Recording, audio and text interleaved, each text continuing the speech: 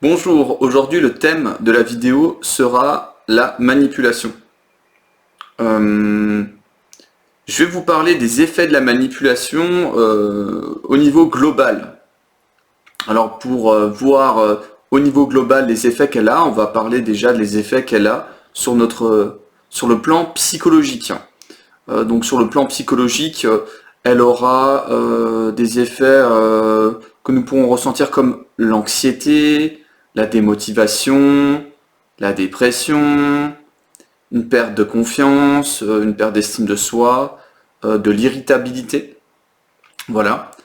Il faut savoir quand même que 70% des fatigues ne sont pas d'origine organique. Voilà, c'est pas l'alimentation, c'est pas le fait de pas s'alimenter, c'est vraiment lié à quelque chose d'extérieur.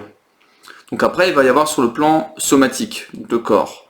Il peut y avoir des troubles digestifs, du sommeil, des nausées, des maux de tête, des tensions dans le corps musculaire, au niveau des trapèzes par exemple, au niveau de la poitrine, au niveau des jambes, vraiment tout le corps, hein, vraiment une tension permanente. Il peut y avoir aussi des problèmes cutanés, hein, problèmes de peau, herpès, des plaques, l'urticaire, voilà, vraiment tout ce qui est peau. Peau, c'est le contact, donc il peut y avoir beaucoup de choses. Des démangeaisons, bien sûr. Ça gratte, qu'est-ce qui me gratte? Qu'est-ce qui me démange? Perte de cheveux brutale, psoriasis, etc. Tous les symptômes de peau, il y en a énormément qui peuvent être liés justement au fait d'être avec un manipulateur. Il va y avoir tout ce qui est les troubles sexuels, hein. Voilà, perte de désir, etc. Ou une surexcitation aussi, voilà, pour combler.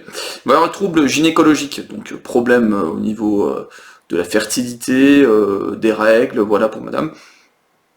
Il va y avoir des symptômes cardiovasculaires. Donc là, c'est beaucoup lié justement à l'angoisse, hein, ce qu'on a parlé avant. Une gêne respiratoire, on va se sentir étouffé, une augmentation de la tension artérielle, on a l'impression qu'on va faire une crise cardiaque, le sang il y va à fond la caisse. Donc le cœur, il a un rythme qui est complètement déréglé. Des douleurs autour du cœur, articulaires, même de l'arthrose, périarthrite, voilà, par exemple de l'épaule. Sur le plan comportemental, la personne qui est sous emprise d'un manipulateur, elle va être stressée. Voilà. Le manipulateur est un stresseur. Il use de ces mécanismes de manipulation pour faire perdre la tête à l'autre. Voilà. Il utilise des stratégies, voilà, il met des masques, notamment le masque du séducteur, il peut mettre le masque de la victime, il peut utiliser des outils comme la culpabilisation pour vous avoir. En tout cas, en public, il essaie d'avoir une image de quelqu'un de charismatique, de quelqu'un qui peut vous aider, de quelqu'un qui peut répondre à vos besoins. Les symptômes après, ils vont s'intensifier selon la durée que vous êtes avec un manipulateur. Si vous en avez un déjà à votre travail, ça peut être embêtant puisque vous passez la majorité de votre temps là-bas. Vous pouvez avoir un chef tyran, voilà. Et tout ce qui est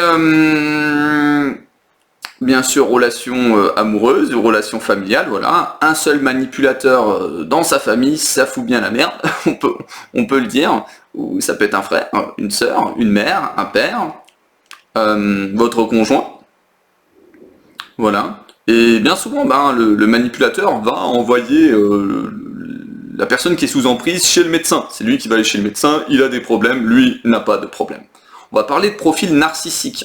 Les manipulateurs sont narcissiques égocentriques, ils ne pensent qu'à eux, moi je, moi je, moi je, leurs besoins sont primordiaux, les besoins des autres n'ont pas de valeur.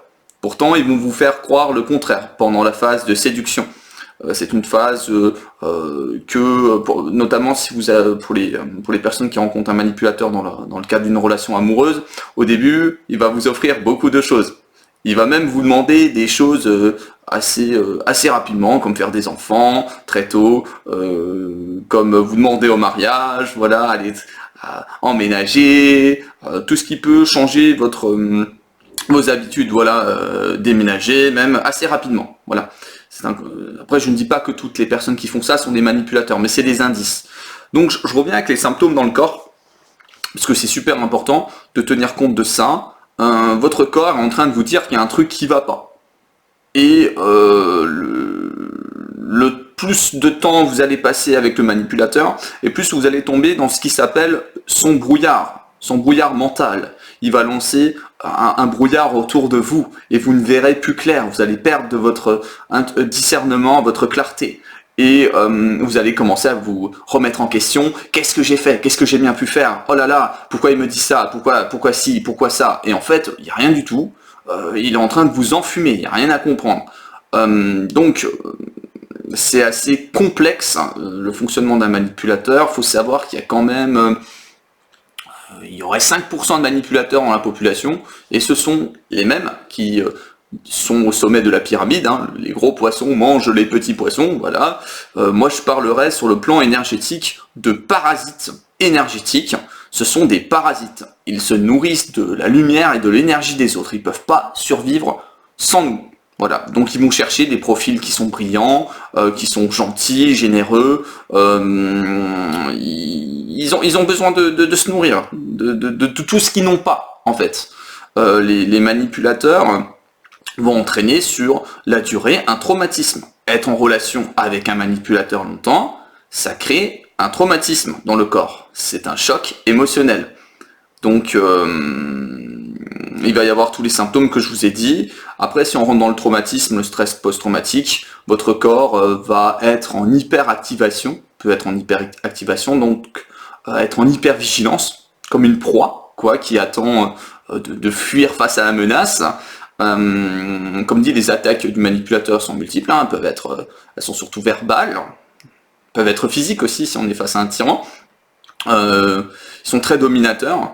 En point de vue énergétique, oui, vraiment des parasites, hein, dans l'aura. Votre aura, suite au choc, si vous êtes longtemps avec un manipulateur, les traumatismes, votre aura va être dissociée du corps physique. Donc, on va parler plutôt d'hypoactivation. Le fait de ne pas ressentir ce qui se passe dans le corps, être coupé en deux, de ne pas ressentir ses émotions, les sensations physiques dans le corps. Et pour éviter tout ça, on va boire de l'alcool, on va aller dans les addictions, voilà. C'est vraiment quelque chose qui prend beaucoup d'énergie, hein. Qui prend beaucoup d'énergie d'être dans l'aura d'un manipulateur. On a une perte de concentration aussi, on a les performances qui diminuent, des trous de mémoire, perte d'enthousiasme, hein, dans la vie en général. On se sent comme vidé. Et je fais cette vidéo parce que j'ai vécu tout ça, hein, et je m'en suis sorti.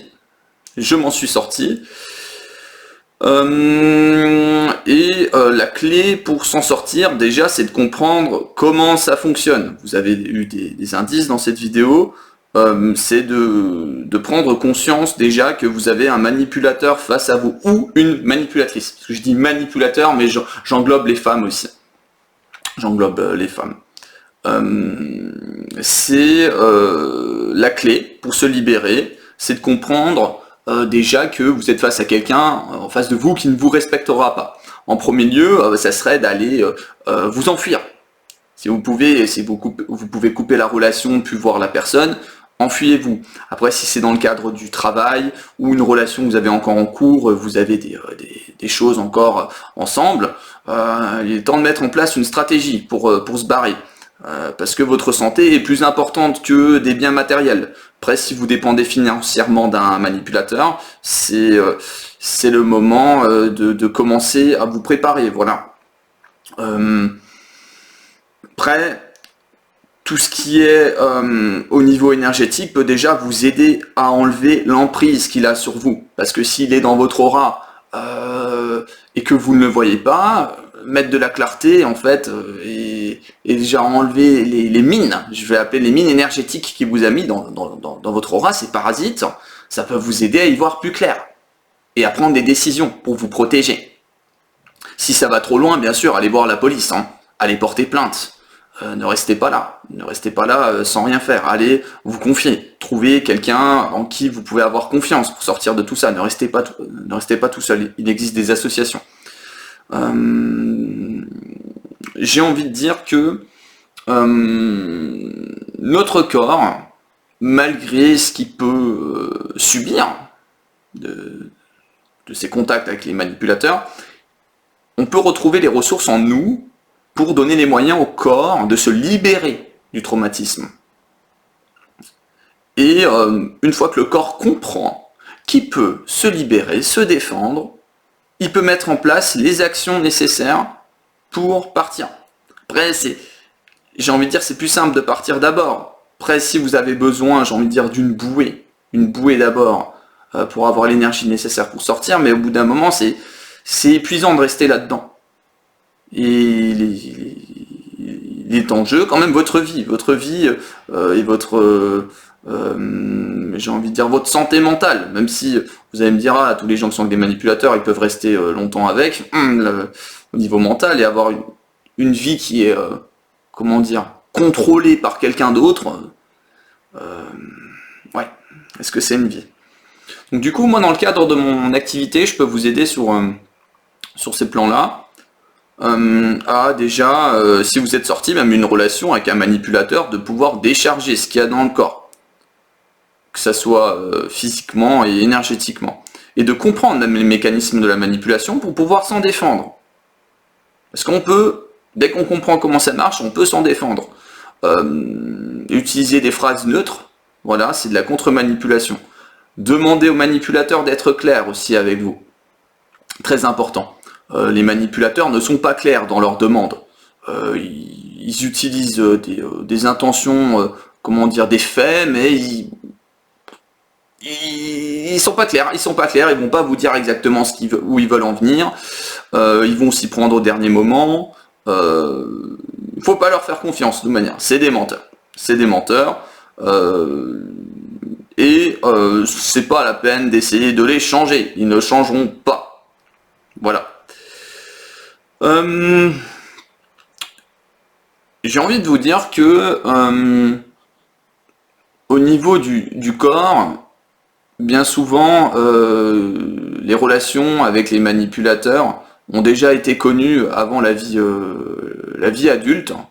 Lors de notre enfance, nous avons, si c'était un parent justement, ou un frère, une sœur, etc., un grand-parent, on a déjà connu cette expérience-là. Et l'enfant intérieur a mis des stratégies en place pour survivre qui ne sont plus valides adultes, ou certaines qui sont encore valides mais qui ne sont plus adaptées à un comportement d'adulte. Il existe des façons de faire pour le corps qui sont plus saines et moins énergivores que de rester dans la rage par exemple. La rage c'est bien, mais combien de temps? Combien de temps vous allez tenir? Voilà, d'être en combat, en révolte contre un manipulateur. Combien de temps? En plus, il s'en nourrit, il va le réutiliser contre vous. Pas d'intérêt pour moi, sur du long terme, de rester dans la rage. Vaut mieux réutiliser cette énergie pour se barrer et pour mettre en place cette stratégie de défense. Voilà, j'ai un peu dégrossi le sujet, la manipulation. Je vais continuer à faire des vidéos dessus où je donnerai des exemples plus clairs.